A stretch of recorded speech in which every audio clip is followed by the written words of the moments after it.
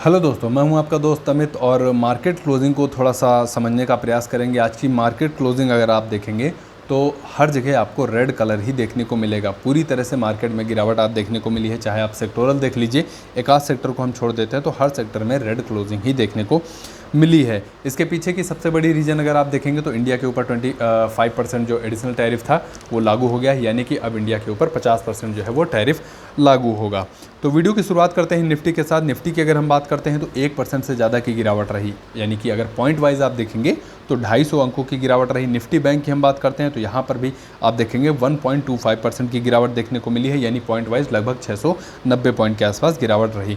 इसके अलावा Nifty mid cap आप देखेंगे 1.5% टूटता हुआ नजर आया है। निफ्टी नेक्स्ट 50 1% से ज़्यादा की गिरावट रही। इसके अलावा निफ्टी 100, 200 और 500 में आप देखेंगे 1 से 1.5% के बीच में गिरावट हमें देखने को मिली है। निफ्टी स्मॉल कैप 100 2% से ज़्यादा जो है वो टूटता हुआ नज़र आया है। इसके अलावा निफ्टी मिड कैप 50 की अगर हम बात करें तो यहाँ पर भी आप देखेंगे 2% के आसपास जो है वो गिरावट देखने को मिली है। तो इस तरह से निफ्टी के अगर आप इंडाइसेस देखेंगे तो लगभग सभी इंडाइसेस में गिरावट देखने को मिली है। चलते हैं सेंसेक्स की तरफ, तो यहाँ पर भी 1% की गिरावट रही। पॉइंट वाइज आप देखेंगे तो लगभग 850 पॉइंट की गिरावट रही। BSE 100 की हम बात करते हैं तो 1% से ज़्यादा की गिरावट। इसके अलावा BSE 200 और 500 की हम बात करते हैं तो 1 से 1.5% के बीच में जो है यहाँ पर भी गिरावट हमें देखने को मिली है। तो इस तरह से मार्केट का ओवरऑल माहौल अगर आप देखेंगे तो सेलिंग ही आज देखने को मिली है। सेक्टोरल थोड़ा सा समझने का प्रयास करते हैं। सेक्टोरल में निफ्टी ऑटो की हम बात करते हैं तो आधे % से ज़्यादा जो है वो रेड क्लोजिंग देखने को मिली है। हालांकि निफ्टी ऑटो में कुछ ना कुछ कंपनीज जो हैं जो आपको ग्रीन में देखने को मिल जाएंगी। निफ्टी IT जो कि कल का टॉप गेनर हमें देखने को मिल रहा था, आज देखेंगे आप 0.6% की गिरावट यहाँ पर भी देखने को मिली है।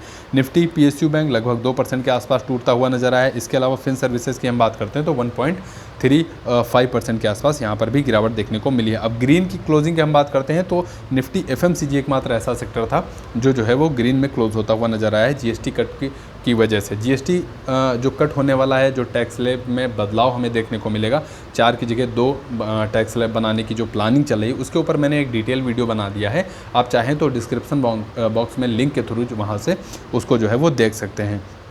इसके अलावा निफ्टी मेटल हो गया, रियलिटी हो गया, मीडिया हो गया, एनर्जी हो गया, प्राइवेट बैंक हो गया, सभी में आज अच्छा खासा जो है वो सेलिंग का माहौल हमें देखने को मिला है। अब चलते हैं टॉप गेनर की तरफ। अगर टॉप गेनर की हम बात करते हैं तो निफ्टी 200 में आप देखेंगे ओला इलेक्ट्रिक टॉप गेनर की लिस्ट में हमें देखने को मिला है। लगभग 4.5% जो है वो तेज़ी देखने को मिली है। ओला इलेक्ट्रिक को लेकर काफ़ी इस समय कुछ दिनों से पॉजिटिव न्यूज़ हमें देखने को मिल रही है, जिसकी वजह से आप देखेंगे अच्छा खासा जो है यहाँ पर गेन हमें देखने को मिल रहा है। ब्रिटानिया की अगर हम बात करते हैं तो 4% के आसपास तेज़ी रही। इसके अलावा आइसर मोटर आप देखेंगे तो 2.5% से ज़्यादा की तेज़ी यहाँ पर भी देखने को मिली है। HUL लगभग 2.5% तेज़ रहा। मारुति सुजुकी लगभग 2% तेज़ी के साथ बंद हुआ। L&T फाइनेंस यहाँ पर भी 1% की तेज़ी रही। ITC, नायका, हिंडाई मोटर आप देखेंगे तो 1% के आसपास इन तीनों से कंपनीज़ में आप देखेंगे बढ़त देखने को मिली है। इसके अलावा Nestle, Dabur India, Aditya Birla fashion में भी आप देखेंगे लगभग 1% के आसपास तेज़ी यहाँ पर भी देखने को मिली है। तो ये कुछ स्टॉक्स थे जो आपको टॉप गेनर की लिस्ट में देखने को मिलेंगे। टॉप लूज़र में वोडाफोन आइडिया लगभग 10% नीचे, जो गवर्नमेंट की तरफ से एडिशनल शेयर होल्डिंग बढ़ाने को डिक्लाइन है, मतलब मना किया गया है, उसकी वजह से आप देखेंगे 10% की गिरावट देखने को मिली है। वेदांता 5% नीचे। इसके अलावा श्रीराम फाइनेंस की हम बात करते हैं तो 4.5% नीचे। सीमेंस 3.5% नीचे। PV फिनटेक की हम बात करते हैं तो 3.5% नीचे।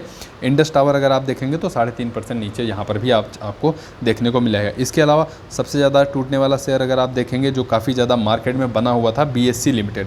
BSE की अगर हम बात करते हैं तो यहाँ पर भी 3.5% के आसपास जो है वो गिरावट हमें देखने को मिली है, क्योंकि काफ़ी ज़्यादा रिटेल इन्वेस्टर का जो है वो चहेता शेयर BSE हमें देखने को मिल जाता है। यस बैंक 3% नीचे। REC की अगर हम बात करते हैं तो यहाँ पर भी 3% जो है वो नीचे हमें देखने को मिला है। तो इस तरह से टॉप लूज़र की अगर लिस्ट निकालेंगे तो काफ़ी लंबी लिस्ट हमें देखने को मिली है।